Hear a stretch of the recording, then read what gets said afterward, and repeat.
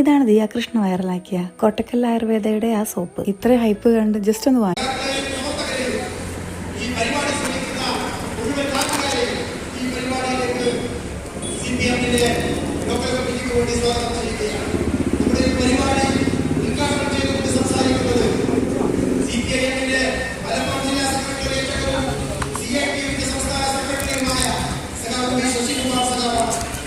ശശികുമാറിന്റെ സ്നേഹപൂർവ്വം പരിപാടിയിലേക്ക് സ്വാഗതം ചെയ്യുകയാണ്.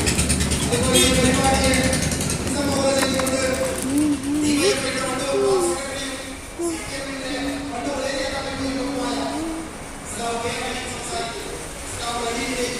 പരിപാടിയിലേക്ക് സ്വാഗതം ചെയ്യുകയാണ്.